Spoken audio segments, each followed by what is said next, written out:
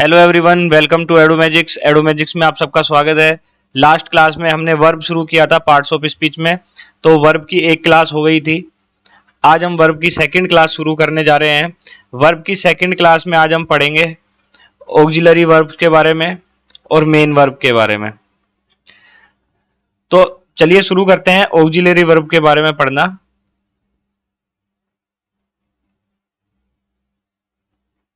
Auxiliary verbs, इनको हम helping verb के नाम से भी जानते हैं, जिन्हें हिंदी में कहते हैं सहायक क्रिया। हिंदी में क्या बोलते हैं? सहायक क्रिया। अब ऑक्सिलरी वर्ब्स होती क्या क्या है, जो अभी तक हम पढ़ते आए हैं 10th क्लास तक जो हमने पढ़ी, वो क्या पढ़ी?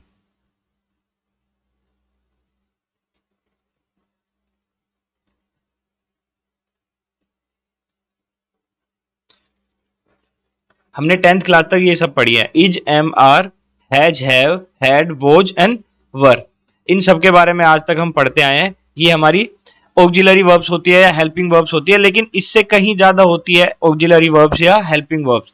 चलिए देखते हैं वो कौन कौन सी होती है। देखिए, ऑक्सिलरी वर्ब्स को ना मैं 3 पार्ट्स में डिवाइड करूंगा। एक है टू बी, एक है मेरा टू हैव, और एक है मेरा टू डू।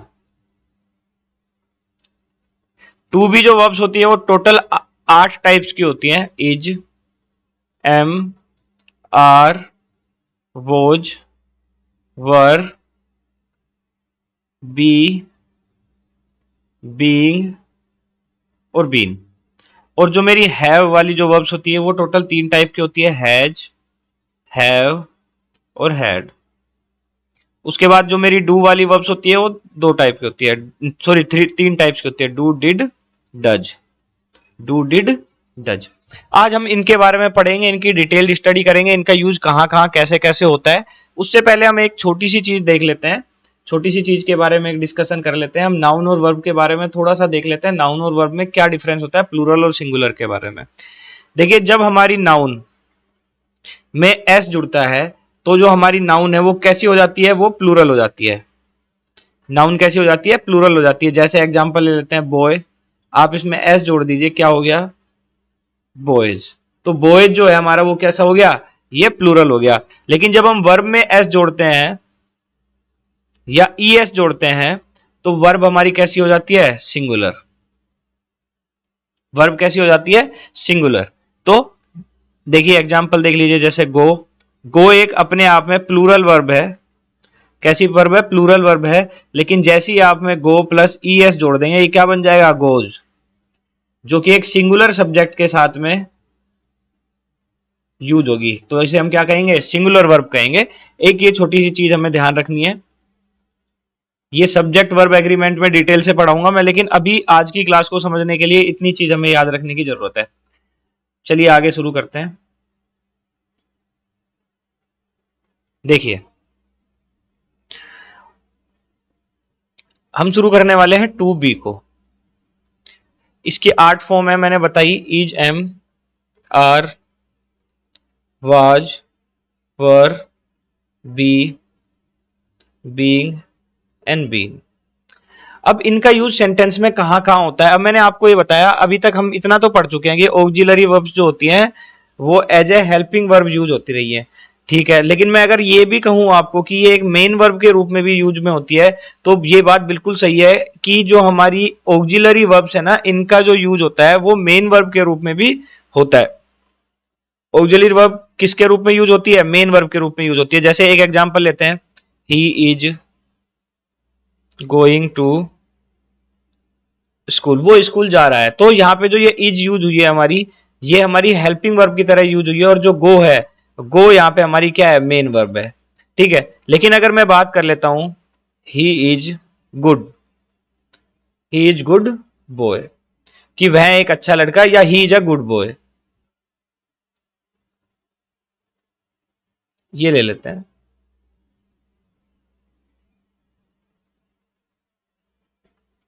देखिए, he is a good boy. अब यहां पे जो इज यूज हुआ है, ये इज एक स्टेटिव वर्ब है। इज एक स्टेटिव वर्ब के रूप में यूज हुई है as a main verb, as a main verb. क्या इस सेंटेंस में कहीं भी आपको कोई दूसरी वर्ब दिख रही है? गुड तो एडजेक्टिव है हमारा, गुड क्या है हमारा, एडजेक्टिव है। बॉय हमारा क्या हो गया, नाउन हो गया। एडजेक्टिव नाउन को ही तो क्वालिफाई करेगा। ठीक है, तो यहां पे हम कह सकते हैं कि जो हमारी ऑक्सिलरी वर्ब्स हैं वो as a helping verb plus main verb दोनों के रूप में सेंटेंस में यूज हो सकती है, इसमें कोई भी डाउट नहीं है। तो इनका यूज हम मेन वर्ब और हेल्पिंग वर्ब के रूप में कर सकते हैं।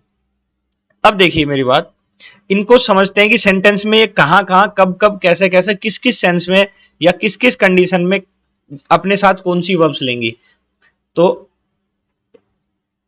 अब आप ध्यान से देखना, एक बार स्क्रीन सेट कर लेता हूं।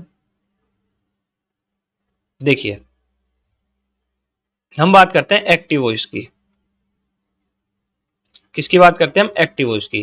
कि अगर हम एक्टिव वॉइस की बात कर रहे हैं तो जो बी वाली वर्ब्स हैं, is, am, are, was, were, be, being, been, ये सब इन अपने साथ में क्या लेंगी। देखिए, अगर एक्टिव वॉइस की बात करते हैं तो इज, एम, आर, वोज और वर, इनके साथ में हमेशा इनके साथ में हमेशा वर्ब की फर्स्ट फॉर्म प्लस आईएनजी का यूज होगा। वर्ब की फर्स्ट फॉर्म प्लस आईएनजी का यूज होगा।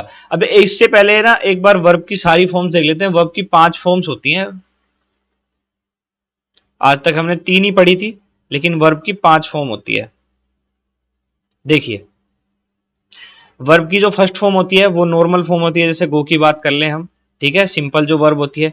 वर्ब की जो सेकंड फॉर्म होती है वेंट। वर्ब की जो थर्ड फॉर्म होती है हम पढ़ते हुए हैं गोन। लेकिन जो वर्ब की फोर्थ फॉर्म होती है ना, वो होती है वर्ब प्लस आईएनजी। और वर्ब की जो फिफ्थ फॉर्म होती है वो वर्ब प्लस एस या ईएस। तो गो के सेंस में क्या बन जाएगा, गोइंग। और गो के लिए यहां पे क्या बन जाएगा, गोज। ठीक है, इसको हम बोलते हैं पास्ट पार्टिसिपल। इसको हम बोलते हैं प्रेजेंट पार्टिसिपल। अब ये डाउट आ गया नया कि ये पार्टिसिपल क्या होते हैं। अभी के लिए आप सिर्फ इतना ध्यान रखिए, पार्टिसिपल को अभी डिटेल में पढ़ेंगे। अभी के लिए आप इतना ध्यान रखिए कि जो पार्टिसिपल होते हैं वो ये वर्ब्स होती हैं जो सेंटेंस में एडजेक्टिव का काम करती है।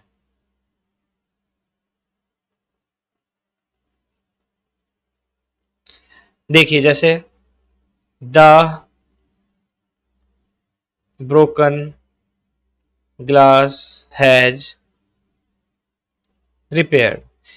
अब देखिए, यहां पे जो ब्रोकन है, ये ब्रोकन वर्ब की थर्ड फॉर्म है। वर्ब की थर्ड फॉर्म है, लेकिन ये किसको क्वालिफाई कर रहा है, ये किसके लिए है, ग्लास के लिए। ग्लास क्या है, नाउन। ये नाउन से पहले यूज हुआ है, तो मतलब ये क्या है हमारा, ये एडजेक्टिव है। अब ये एडजेक्टिव नहीं है एक्चुअली, ये हमारा है पास्ट पार्टिसिपल। ये क्या है हमारा, पास्ट पार्टिसिपल। ये एडजेक्टिव ना होकर क्या है हमारा, पास्ट पार्टिसिपल है। और प्रेजेंट पार्टिसिपल के लिए एक एग्जांपल ले लेते हैं। देखिए, यहां पे दोनों का एक एग्जांपल ले लेते हैं।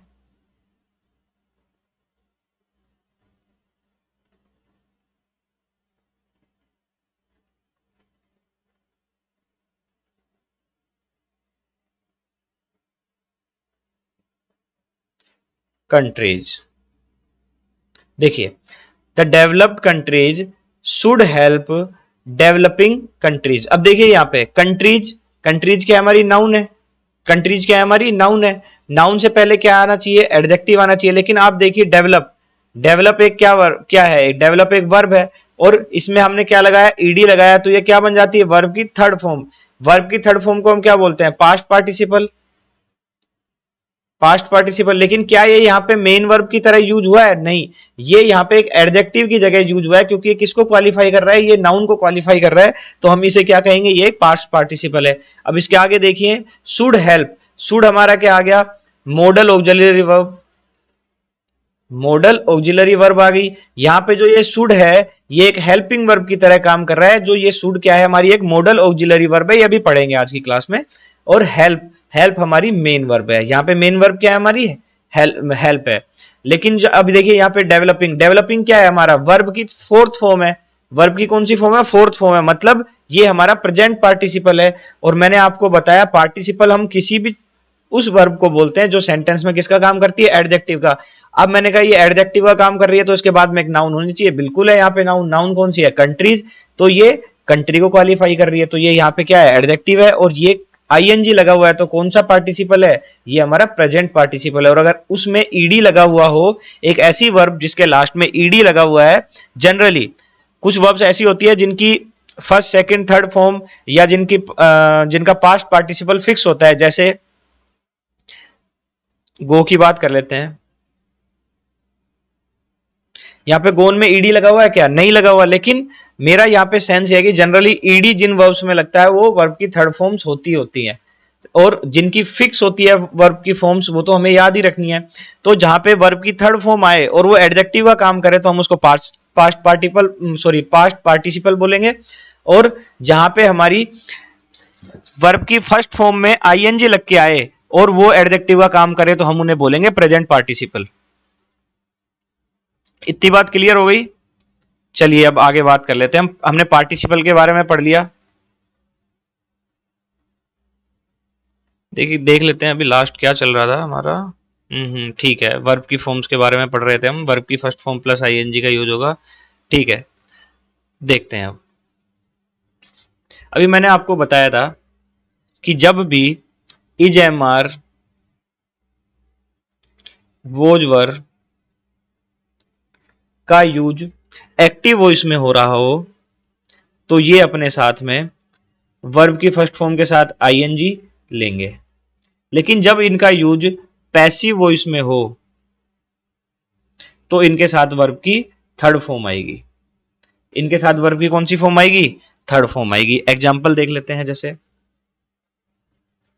Ram is going to school. देखिए इज यहां पे हमारी क्या है, हेल्पिंग वर्ब है या ऑक्सिलरी वर्ब है, और उसके बाद में क्या ही है, वर्ब की फर्स्ट फॉर्म के साथ आईएनजी। वर्ब की फर्स्ट फॉर्म के साथ क्या ही है, आईएनजी। देखिए द फ्रिज इज बीइंग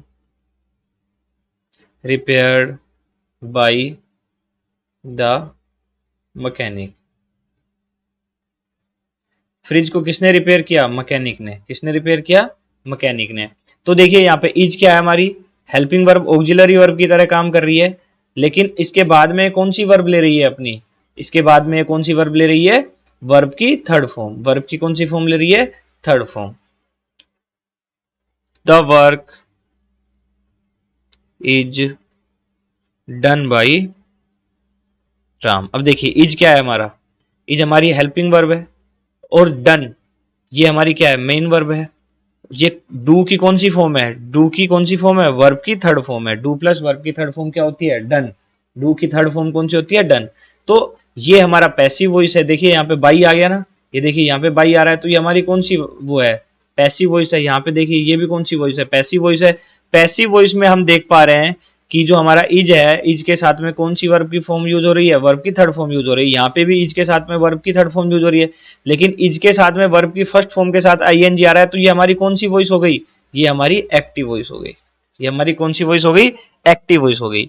अब हम बात कर लेते हैं, और ये सारे रूल्स है ना सब, ये सब इनके लिए भी चलेंगे, इज एम आर वोज वर, इन सब के लिए। लेकिन अब एक चीज और ध्यान रखनी है हमें कि इज एम आर वोज वर इनके सबके साथ में एडजेक्टिव का यूज भी हो सकता है।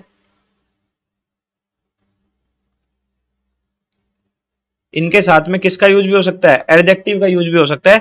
अब एडजेक्टिव का यूज कैसे होगा, he is a good boy, he example मैंने अभी बताया था आपको।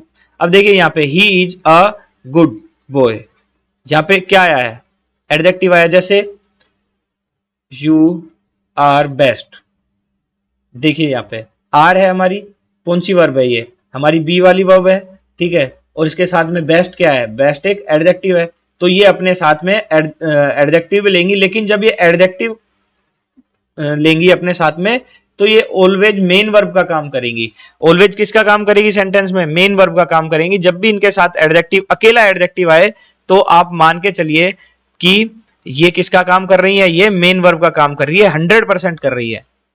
जब इनके साथ एडजेक्टिव नहीं आए तो ये मेन वर्ब हो भी सकती है या नहीं भी हो सकती, वो नहीं है। लेकिन जब भी एडजेक्टिव आएगा तो आप मान के चलेंगे कि ये हमेशा मोस्ट ऑफ द केसेस में किसका काम करेगी, ये मेन वर्ब का काम करेंगी। अब हम बात कर लेते हैं टू हैव की। अब हम किसकी बात कर लेते हैं, टू हैव की। देखिए अब हम बात कर लेते हैं टू हैव की। टू हैव का यूज कहां होता है, टू हैव की बात कर लेते हैं। देखिए देखिए टू हैव तीन होती है हमारी वर्ब्स, हैज, हैव और हैड।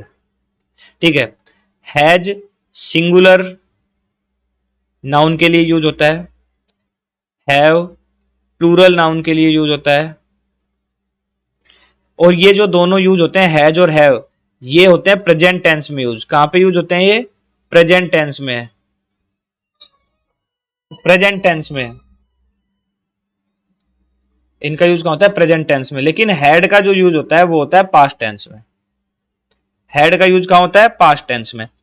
और पास्ट टेंस में इसका यूज होता है सिंगुलर के लिए भी और प्लूरल के लिए भी। अब इसके बारे में भी बात कर लेते हैं कि एक्टिव और पैसिव वॉइस में इसका यूज कैसे होता है।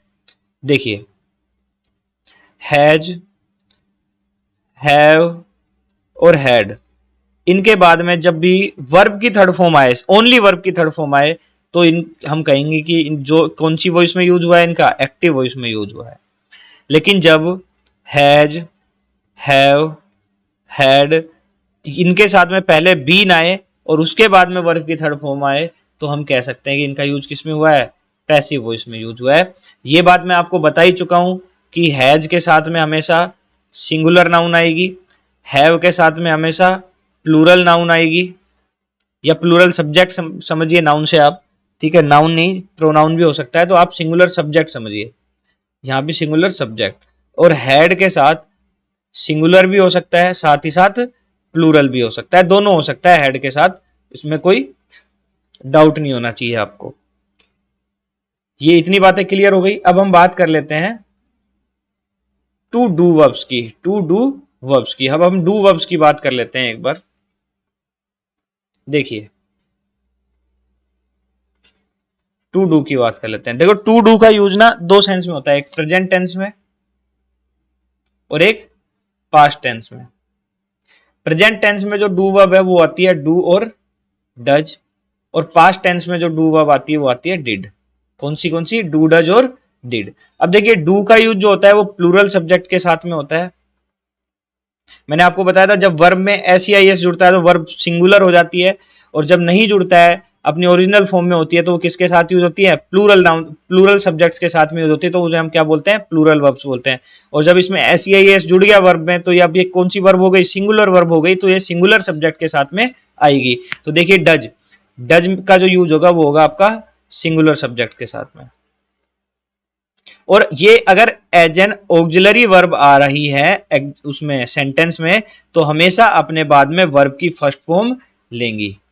ऑक्सिलरी वर्ब के सेंस में अगर ये आ रही है तो हमेशा अपने बाद में वर्ब की फर्स्ट फॉर्म लेंगी। डिड, डिड का यूज प्लूरल और सिंगुलर इस फॉर्म में होता है, प्लूरल और सिंगुलर सब्जेक्ट दोनों के साथ में होता है। इसका यूज होता है पास्ट टेंस में, नेगेटिव सेंटेंस और इंटेरोगेटिव सेंटेंस में, नेगेटिव सेंटेंस और इंटेरोगेटिव सेंटेंस में, और ये भी अपने बाद में वर्ब की फर्स्ट फॉर्म ही लेगी। देखो पास्ट सिंपल में इसका यूज होता है डिड का। एक बार पास्ट सिंपल को थोड़ा सा ब्रीफली देख लेते हैं। पास्ट सिंपल जो टेंस होता है उसकी स्ट्रक्चर क्या होती है, सब्जेक्ट प्लस वर्ब की टू प्लस ऑब्जेक्ट, अगर मैं अफर्मेटिव सेंटेंस की बात करता हूं तो, ठीक है। लेकिन जब मैं नेगेटिव की बात करता हूं तो हमारी स्ट्रक्चर बदल जाती है, subject plus did plus note plus verb की फर्स्ट फॉर्म प्लस ऑब्जेक्ट। यहां पे वर्ब की सेकंड फॉर्म थी, वर्ब की सेकंड फॉर्म ने क्या किया, वर्ब जो हमारी डू है, डू डज, उसकी सेकंड फॉर्म ले ली और उसके बाद कह दिया कि अब मुझे सेकंड फॉर्म मिल गई, तो आप अब मुझे फर्स्ट फॉर्म दे दीजिए। मेरा जो रिक्वायरमेंट थी सेकंड फॉर्म की, वो मैंने हेल्पिंग वर्ब के रूप में सेकंड फॉर्म ले ली। और सेम जब हम इंटेरोगेटिव सेंटेंस की बात करते हैं तो जो हेल्पिंग वर्ब से शुरू होता है हमारा वो डिड से शुरू होगा, और उसके बाद में भी जो वर्ब की आएगी हमारी फर्स्ट फॉर्म ही आएगी, ठीक है। तो इसका यूज हम डिड का जो यूज करते हैं वो बस एक ही टेंस में यूज होता है, वो है पास्ट सिंपल टेंस में। और डिड हमेशा अपने बाद में कौन सी फॉर्म लेती है, वर्ब की फर्स्ट फॉर्म लेती है। एग्जाम में डाउट आता है, आप देखिए एग्जाम में डाउट कैसे आएगा मैं बता देता हूं आपको। सी डिड नोट वेंट स्कूल, वो स्कूल नहीं गई थी। लेकिन यहां पे इसने क्या दिया है, वेंट, और हमारे दिमाग में क्या है, ये तो हमारा कौन सा टेंस है, ये पास्ट सिंपल टेंस है, तो पास्ट सिंपल में वर्ब की सेकंड फॉर्म आती है, आ तो रही है वर्ब की सेकंड, और हम नो एरर करके आ जाते हैं, जबकि ये गलत है, क्योंकि डिड जो आ गया वो अपने आप में सेकंड फॉर्म है किसकी, ऑक्सिलरी वर्ब की, तो यहाँ पे जो हमारा टेंस है उसकी रिक्वायरमेंट पूरी हो गई, तो अब ये अपने बाद में कौन सी फॉर्म लेगी, वर्ब की, डिड नॉट गो आएगा, यहाँ पे डिड नॉट गो आएगा, यहाँ पे वेंट नहीं आएगा। तो हमने अभी आज देखा कि हमने जो टू बी है उनके बारे में देख लिया, उनका यूज कैसे कैसे होता है सेंटेंस में, कौन कौन सी वॉइस में किस तरीके से होता है, टू हैव का हम देख चुके हैं, और टू डू का हम देख चुके हैं। अब कुछ हम एक दो एग्जाम्पल देख लेते हैं।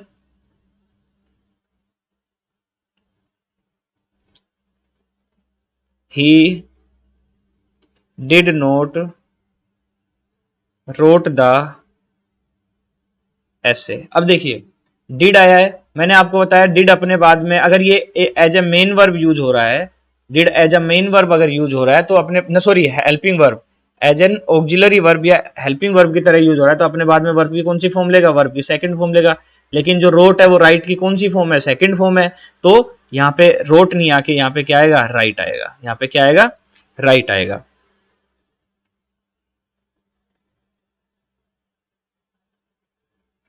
अब हम बात कर लेते हैं कि जब इनका यूज मेन वर्ब की तरह हो, जब इनका यूज मेन वर्ब की तरह, जैसे राम डिड द वर्ब, जब इनका यूज मेन वर्ब की तरह हो तो ये अपने साथ में कोई भी हेल्पिंग वर्ब जनरली नहीं लेते हैं, ले भी सकते हैं, वो अलग सेंस में आएगा, लेकिन अगर अकेले ही आ रहे हैं तो ये एज ए मेन वर्ब आ रहे हैं, अकेले अगर ये आ रहे हैं तो किसकी तरह आ रहे हैं, ये मेन वर्ब के सेंस में आ रहे हैं, जैसे Ram did the work, Ram ने काम किया, राम ने काम किया। चलिए अब हम बात कर लेते हैं मॉडल ऑक्सिलरी वर्ब के बारे में, हमने नॉर्मल जो ऑक्सिलरी वर्ब्स हैं उनके बारे में हमने पढ़ लिया है, अब हम बात कर लेते हैं मॉडल ऑक्सिलरी वर्ब्स के बारे में। किसके बारे में बात कर लेते हैं, मॉडल ऑक्सिलरी वर्ब्स के बारे में।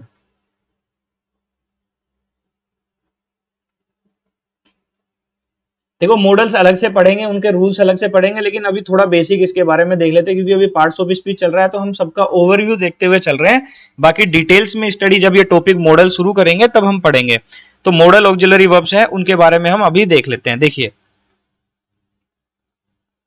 Model auxiliary verbs, modal auxiliary verbs हमारी क्या होती है, जैसे may, might, shall, will, can, could,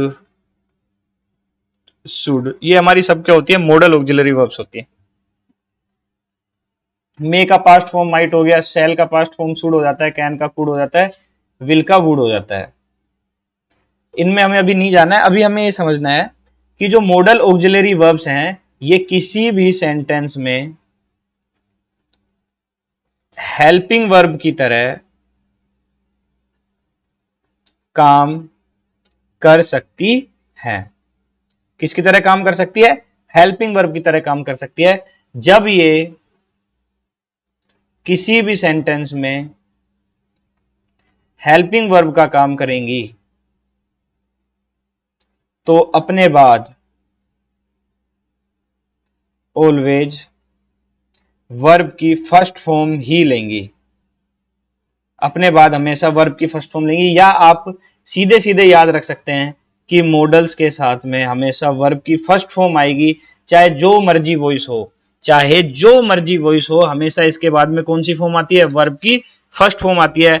मैं आपको ये चीज प्रूव करके दिखाऊंगा, देखिए अब मेरी बात सुनिए, अगर एक्टिव वॉइस है Ram will do the work, अब देखिए यहाँ पे जो डू है हमारी कौन सी फॉर्म है, वर्ब की फर्स्ट फॉर्म है, तो विल क्या है, हमारे मॉडल ऑक्सिलरी वर्ब है, तो अपने बाद में वर्ब की फर्स्ट फॉर्म ली, बिल्कुल सही है।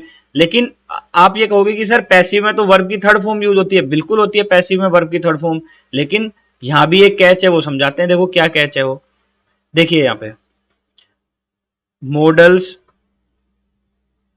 प्लस बी प्लस की वर्ब की थर्ड फॉर्म्स आती है, मॉडल कोई भी हो गया, इसका जब भी हम पैसिव बनाएंगे तो क्या लेंगे, अपने साथ में बी लेंगे, और बी के बाद में हमारी कौन सी फॉर्म आएगी, वर्ब की थर्ड फॉर्म आएगी।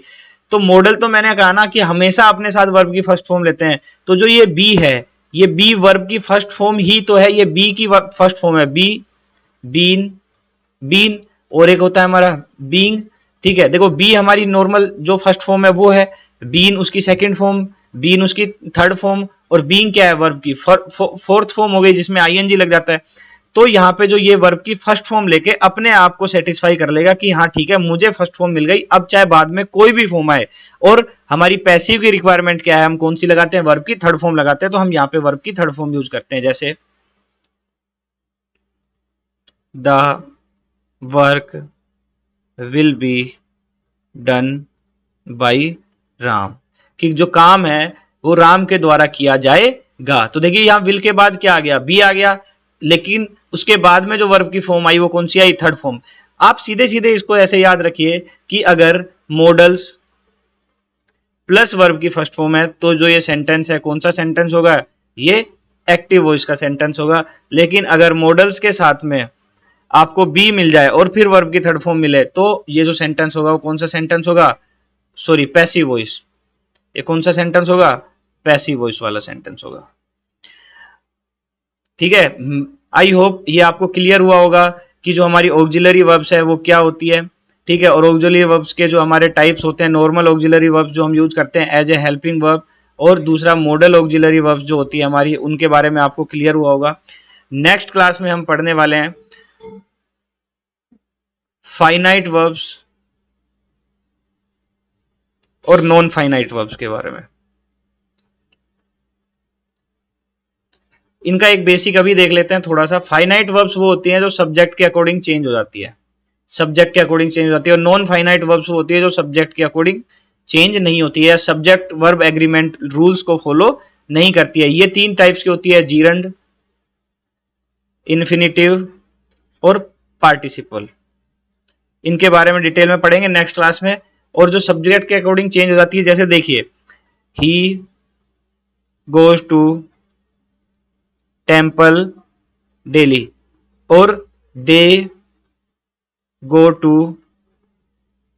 Temple daily. अब आप यहां पे देखिए ही के साथ में गोज आया है क्योंकि हमारा कैसा सब्जेक्ट है, सिंगुलर सब्जेक्ट है, तो इसने वर्ब कैसी ली है, सिंगुलर वर्ब ली है। लेकिन दे के साथ क्या है, गो आया है, दे कैसा कैसा सब्जेक्ट है, ये प्लूरल सब्जेक्ट है हमारा, तो इसके साथ में जो वर्ब आई वो भी कैसी आई, प्लूरल वर्ब आई है। तो ये सब्जेक्ट के अकॉर्डिंग चेंज हो जाएगी। था यहाँ पे भी गो, है यहाँ पे भी गो, लेकिन चेंज हो गई, इनकी फॉर्म चेंज हो गई किसके अकॉर्डिंग, हमारे सब्जेक्ट के अकॉर्डिंग। लेकिन जब हमारी वर्ब की फॉर्म सब्जेक्ट के अकॉर्डिंग चेंज ना हो तो हम उन्हें क्या बोलते हैं, नॉन फाइनाइट वर्ब्स बोलते हैं। और फाइनाइट वर्ब्स उनको बोलते हैं जो सब्जेक्ट के अकॉर्डिंग चेंज हो जाती है। ये जो टॉपिक है हम नेक्स्ट क्लास में करेंगे। और एसएससी का फेवरेट टॉपिक है, सबसे ज्यादा डाउट जो आते हैं वो जीरंड, या सबसे ज्यादा एरर जो आएंगे जीरंड, इन्फिनिटिव, पार्टिसिपल से आएंगे। पहले सिर्फ एरर आते थे, आजकल फिल इन द ब्लैंक्स और करेक्शन भी आने लग गए हैं, आजकल करेक्शन भी आने लग गए हैं। तो ये बहुत ज्यादा इंपॉर्टेंट टॉपिक होने वाला है। आप बने रहिए क्लास में। नेक्स्ट क्लास में हम पढ़ने वाले हैं non finite verbs and finite verbs. अगर आपको ये सेशन अच्छा लग रहा है, वर्ब अच्छे से समझ में आ रही है, तो आप वीडियो को लाइक कीजिए, चैनल को सब्सक्राइब कीजिए। अगर आप मेरे चैनल को मेरे चैनल पे पहली बार वीडियो देख रहे हैं और आपको अच्छा लग रहा है तो बिना सब्सक्राइब किए मत जाइएगा, और ज़्यादा से ज़्यादा हो सकता है उतना शेयर कीजिए। आज की क्लास में इतना ही, कल से नेक्स्ट पार्ट वर्ब का शुरू करेंगे। Thank you so much.